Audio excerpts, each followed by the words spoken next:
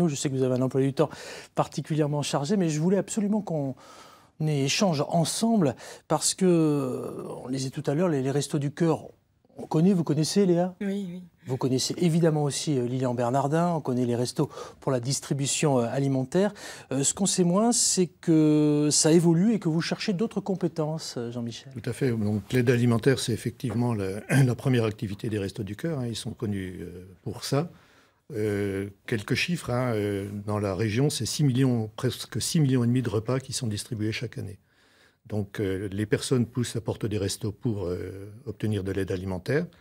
Mais c'est une occasion pour les bénévoles de prendre en charge ces personnes qui sont accueillies et de les accompagner pour essayer de les aider à la réinsertion dont ils ont besoin. Alors ces bénévoles, c'est peut-être celles et ceux qui sont avec nous ce matin ou qui souhaiteraient devenir bénévoles pour les Restaurants du Cœur. Je le disais, il n'y a pas que la distribution alimentaire, ça évolue. Vous recherchez précisément quelles compétences, Jean-Michel Gatté? Alors on essaye de développer, ça c'est une directive de l'Association nationale, c'est la politique nationale.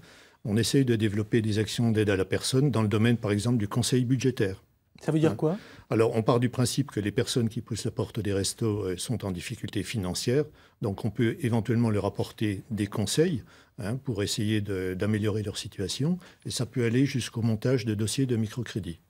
D'accord. Ça veut dire, encore une fois, donner du temps, pouvoir être à même de pouvoir répondre à quelques questions, aider celles et ceux qui bénéficient des Restaurants du Cœur. C'est peut-être aussi, je ne sais pas, des aides de retour à l'emploi, ça peut être une aide d'accès au droit, par exemple. Imaginons qu'il y ait des avocats à la retraite qui sont avec nous et qui se disent « Tiens, moi j'ai envie de donner un petit peu de mon temps ». C'est possible, ça? Tout à fait, c'est tout à fait possible. L'accès au droit, c'est aussi quelque chose qui est très important. On sait qu'en France, il y a une grosse partie des personnes qui auraient droit à certaines prestations et qui ne les demandent pas. Donc notre rôle, c'est aussi de les accompagner dans ce sens-là.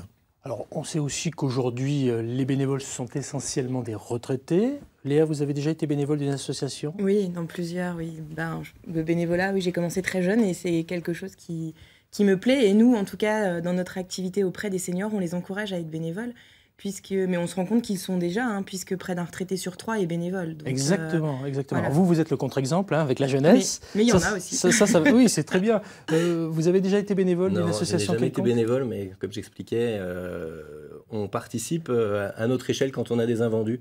On a des bénévoles justement des Restos du Cœur qui viennent récupérer nos je rappelle invendus. que vous êtes boulanger, on va découvrir votre pain Voilà, et votre façon de travailler d'ici quelques minutes. Je reviens vers vous, Jean-Michel, parce que, je le disais, aujourd'hui, les bénévoles sont essentiellement des retraités. Il faut lancer un appel aux jeunes, alors? Tout à fait, oui. De la même façon qu'on essaye de diversifier les activités d'aide à la personne, on essaye aussi de diversifier le type de bénévolat.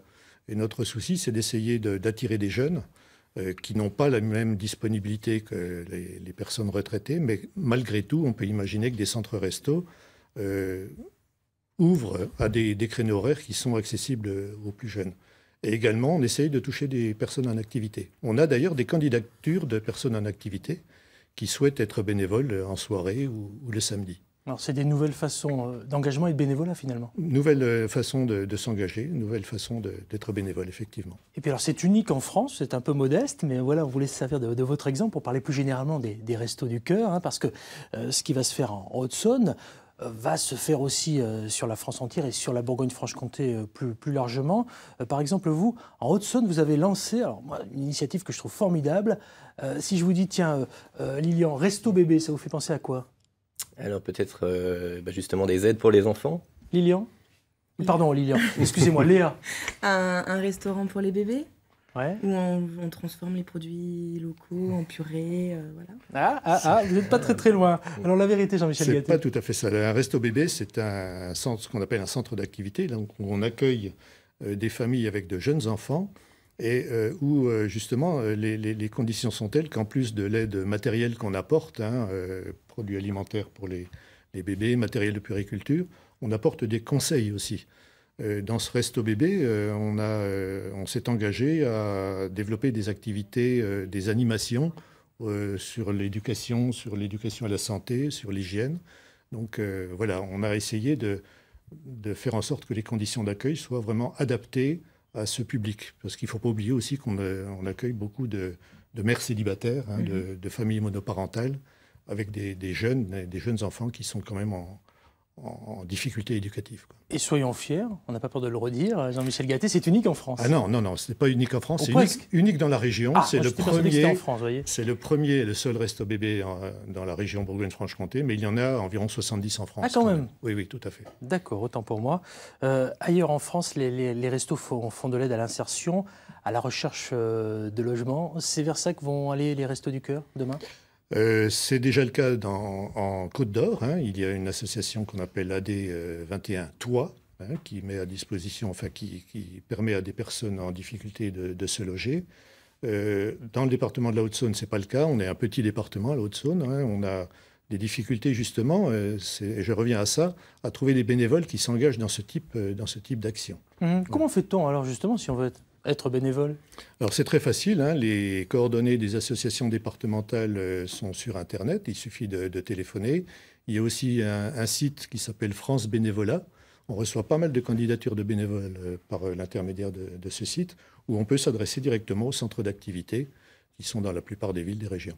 Alors peut-être que je me trompe, Jean-Michel, mais quand je vous écoute, je me dis qu'il faut forcément avoir des connaissances assez pointues pour pouvoir aider les bénéficiaires des Restos du Cœur. Est-ce que oui ou non, il faut être, on va dire, un pro, entre guillemets? Non, ce serait trop demandé, mais il faut une sensibilité, il faut être à l'écoute des gens.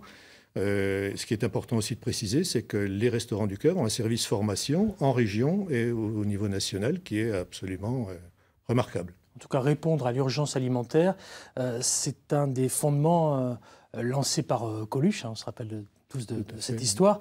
Mais aujourd'hui, vous êtes d'accord avec moi, les restos souhaitent s'orienter vers une prise en charge, on va dire, globale finalement de la personne, afin peut-être de dépasser la seule aide matérielle et surtout peut-être accompagner les bénéficiaires, c'est ça? C'est exactement ça. La campagne de communication qui va démarrer au niveau national a retenu pour slogan « Un repas ne suffit pas ». Voilà. Merci pour ces précisions, Jean-Michel Gatté.